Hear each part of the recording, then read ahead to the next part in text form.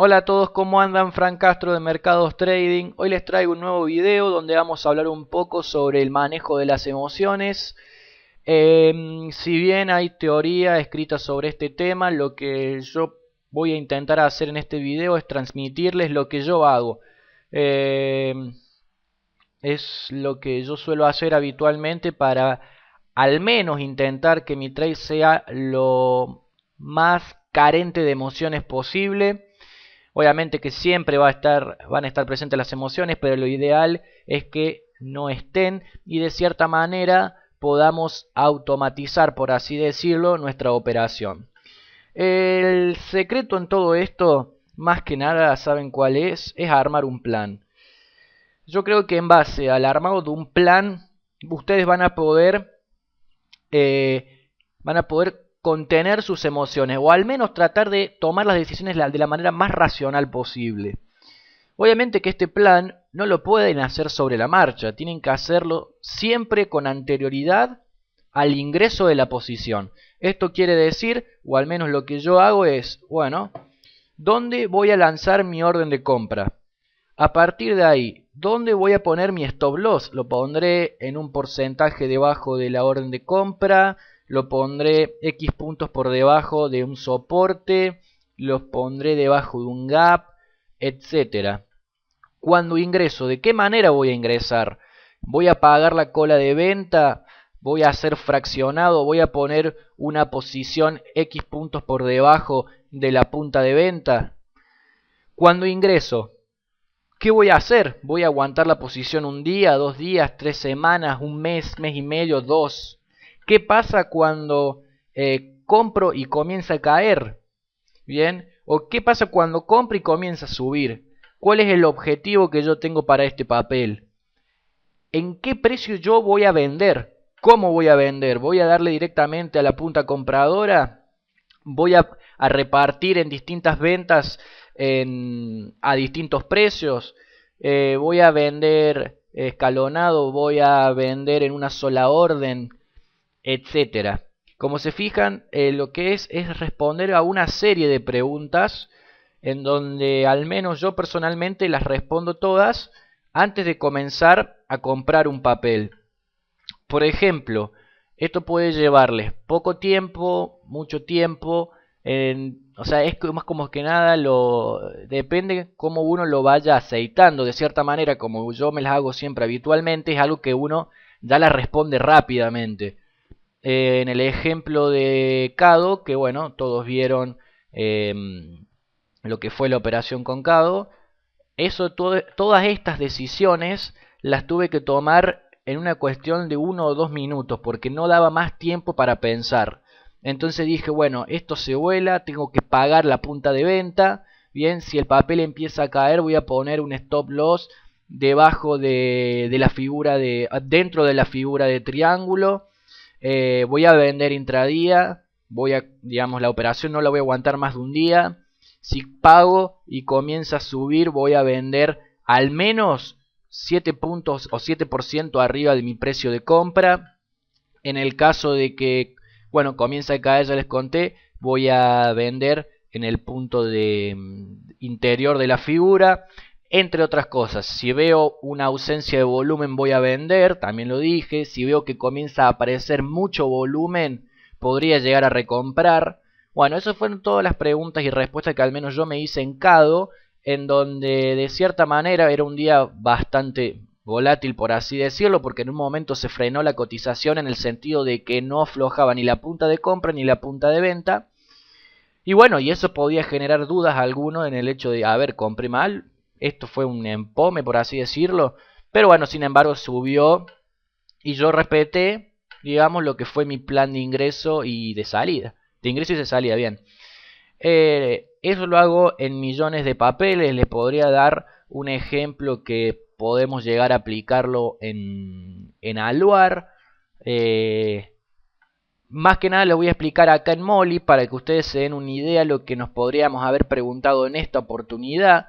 Nosotros si habíamos identificado lo que era el triángulo simétrico, pongámosle que estábamos por acá, decíamos, bueno, yo voy a comprar solo cuando quiebre la figura. Ya tengo mi ingreso, ¿bien? Por lo tanto, el día que quiere la figura, yo no me tengo que andar preguntando, oh, a ver, compro o no compro. Empezar a dudar y que me empiece a agarrar miedo de comprar. Bien, simplemente compro, ya está, no hago ninguna pregunta, compro. Mi stop loss, ¿dónde lo voy a poner? Adentro de la figura precio cierre. Listo, si a precio cierre llega acá, yo vendo. Ni siquiera me voy a preguntar, che, a ver, esto no será tal vez un pullback que falló y se extendió un poco. No, eso no me lo pregunto. Simplemente cerró debajo, vendo. A ver ahora, ¿dónde podré llegar a liquidar mi 50% de la posición? Por decirte, en esta resistencia o en esta resistencia de acá. ¿Cuál es el objetivo? La medimos. ¿A dónde puedo vender? Tal vez en el objetivo de coso, de la figura. ¿Dónde pongo mi stop loss en el caso de que quiebre esta resistencia de acá? Debajo de la misma precio cierre, porque podría ser un pullback de los precios. Lo que quiero transmitirles más que nada es que lo importante es siempre tener el plan con anterioridad a ingresar el papel. De cierta manera que uno coloca la orden de compra, se ejecuta en el caso de comprarse y luego deja al azar, perdón, me expresé mal, no es al azar, sino deja que el precio se mueva en la dirección en la que se tiene que mover. Bien, y cuando ya nos dé alguna pauta que hemos tenido estipulado como señal de venta, vendemos. Parece muy sencillo, pero tiene su dificultad y eso guarda relación totalmente con lo que son los análisis. Para poder hacer o responder estas preguntas uno debe hacer análisis. No se los podría explicar con términos de análisis fundamental cómo sería. El tema es como yo no hago análisis fundamental y este es un video en donde yo quiero explicar lo que yo hago, voy a obviarlo. Más que nada para aplicar lo que yo le he comentado de esa formulación de preguntas con anterioridad al ingreso, necesariamente tienen que hacer análisis técnico, ¿bien? Y también es importante aquí aplicar bien el análisis técnico. Porque si nosotros hubiéramos aplicado mal el análisis técnico, puede ocurrir de que todas esas preguntas que nosotros nos hicimos estén mal respondidas. Y si están mal respondidas, por más que uno quiera no ponerle sí, no quiera que intervengan las emociones, le aseguro que las emociones van a intervenir. Porque uno va a decir, che, pero esto yo no lo tenía estipulado de esta manera. ¿Me entienden? Por ejemplo, si yo en este papel, yo no sé, por ejemplo esto, que el máximo histórico supone una buena resistencia. Si eso yo no lo tengo claro, entonces yo podría decir, ah, no, acá no se vende porque los máximos son débiles siempre. Y el papel podría hacerme esto. Bien, por eso es siempre importante ver bien y hacer bien el análisis. Para lo que, al menos lo que quería decir también es que de toda la gente que ustedes leen, la mayoría no gana plata en lo que es la bolsa, Muy poca gente, al menos de los que, o sea, de los que yo conozco, sé que ganan dinero, y puedo dar fe de ello. Pero hay mucha gente de que no gana plata en la bolsa, bien, y bueno, y anda por ahí hablando. Lo que yo puse la otra vez en Twitter fue que bueno, que exijan que se muestren las operaciones que hacen, que compran y que venden.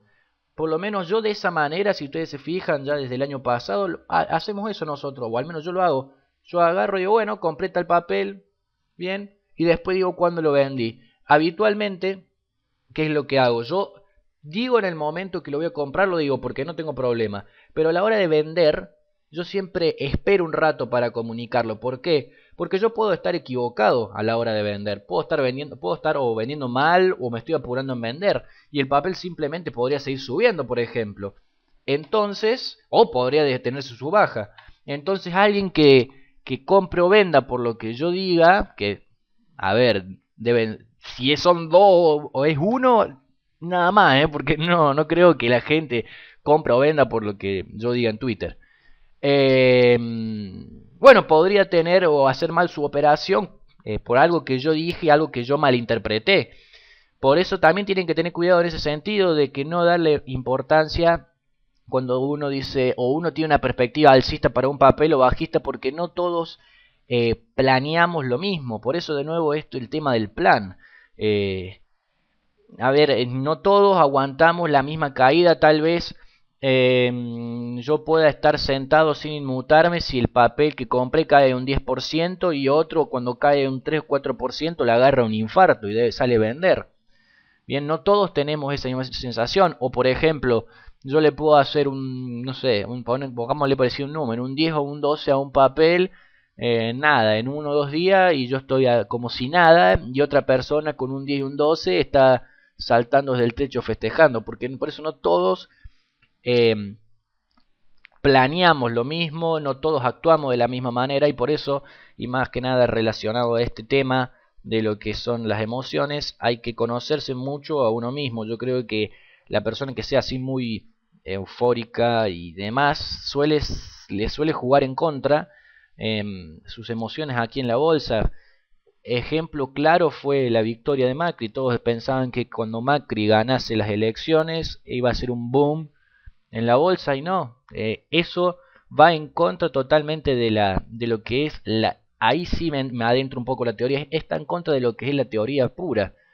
Las buenas noticias y la euforia siempre han generado techo, bien, nunca ustedes van a encontrar un techo con malas noticias. A ver, era muy probable, y es más, y si quisiéramos haber pensado en términos de ganancia, capaz que era mucho más redituable que ganase la oposición, disculpen, que gane el oficialismo, porque obviamente lo que iba a generarse ahí iba a ser una caída importante en la bolsa, pero eso iba a ser oportunidad de compra.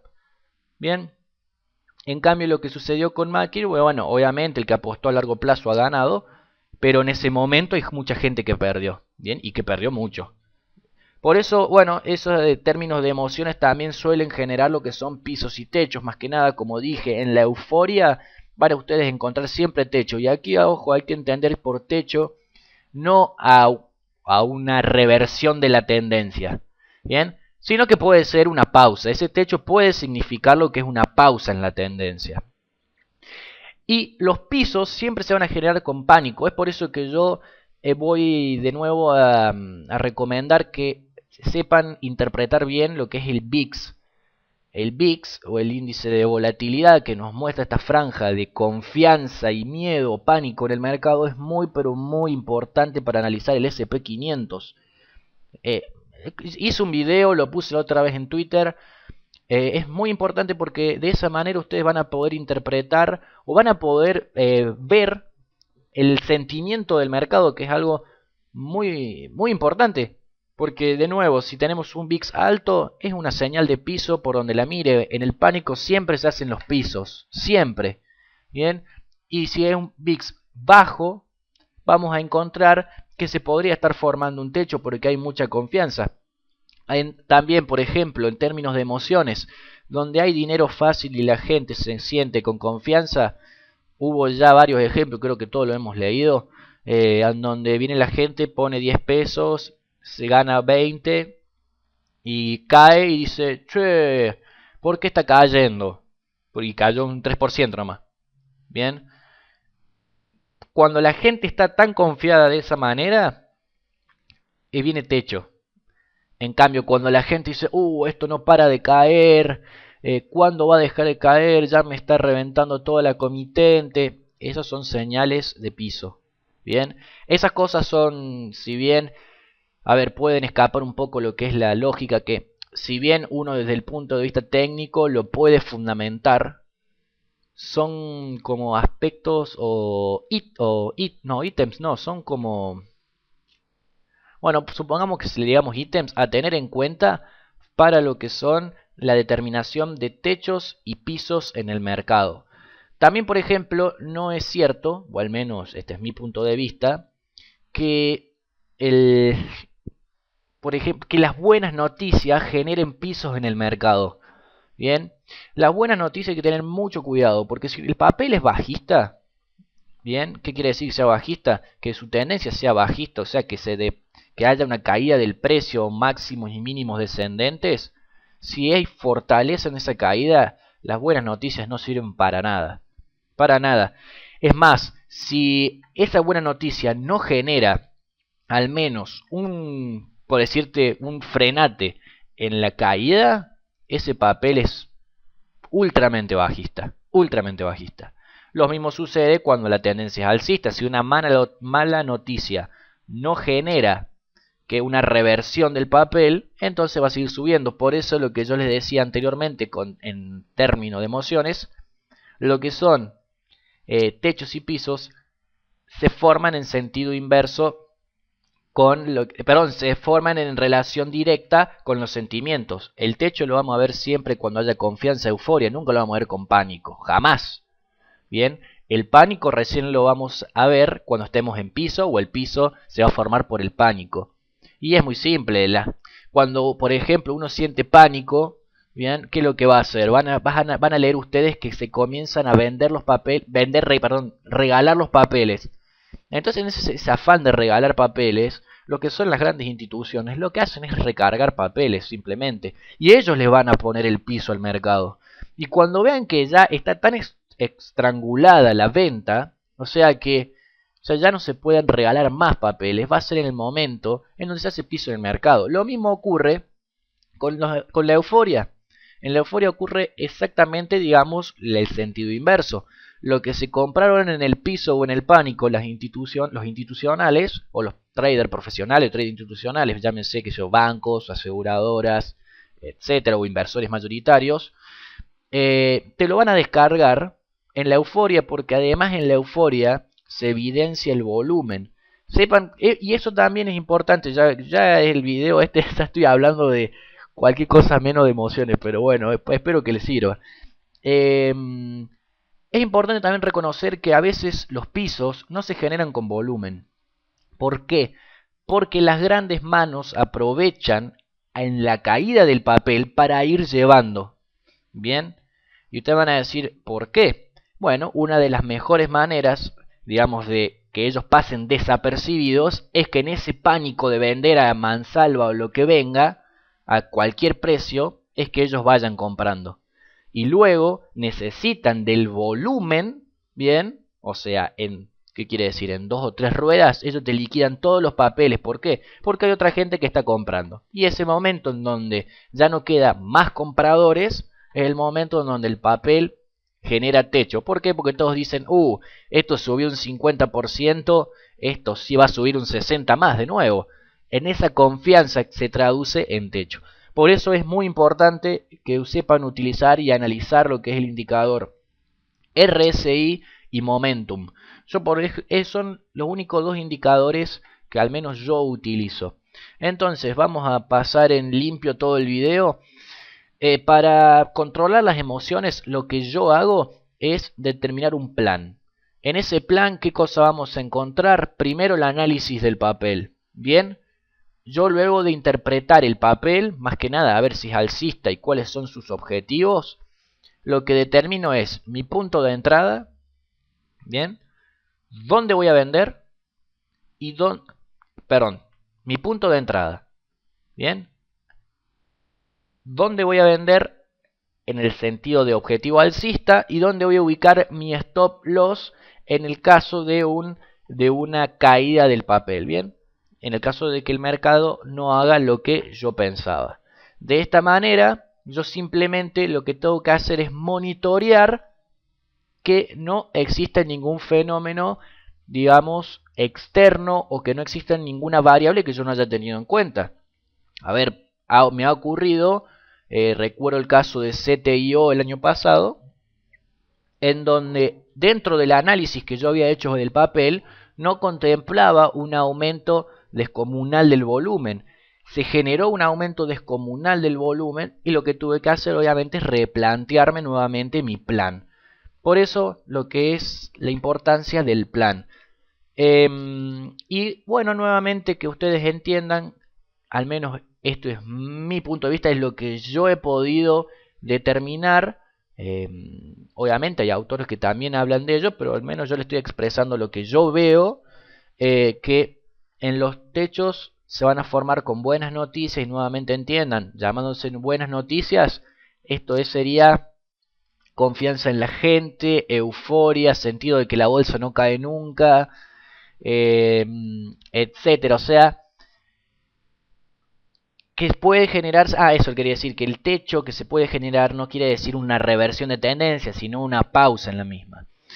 Y los pisos se van a formar con el pánico, el miedo, ¿bien? Y por eso es muy importante analizar lo que es el VIX para determinar pisos y techos en el SP500 y saber leer lo que es e interpretar obviamente el indicador Momentum, que nos va a estar determinando la fuerza de la tendencia, y RSI, que nos va a estar determinando de cierta manera, esto quiero que lo lean entre comillas porque no es el sentido que nos da el indicador, pero para que ustedes entiendan cuál es el sentido que le doy yo, a ver qué tal está de confiado el mercado o no. Si por ejemplo tenemos un RSI sobrecomprado, puede significar que el mercado está confiado.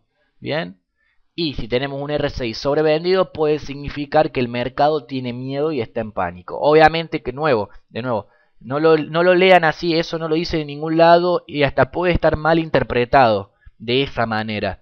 Pero al menos lo que quiero hacer es relacionarlo con este pánico y miedo, perdón, pánico y euforia que se puede desarrollar en el mercado. ¿Por qué? Porque un RSI sobrecomprado es una señal de techo y un RSI sobrevendido es una señal de piso. Así que bueno, gente, espero que les haya sido útil el video, sé que se puede haber extendido, pero al menos le quería compartir esto y bueno, si lo aplican o al menos sacan algo de este video que les sea útil, será un objetivo cumplido para mí. En el caso de que no les haya sido útil, bueno, lamento haberlo hecho escuchar todo el video. Y hay buenos autores dentro de los cuales pueden elegir o optar para, bueno, adentrarse este tema de los sentimientos o emociones y la bolsa. Así que bueno, gente, espero que bueno, que pasen un lindo día. Saludos.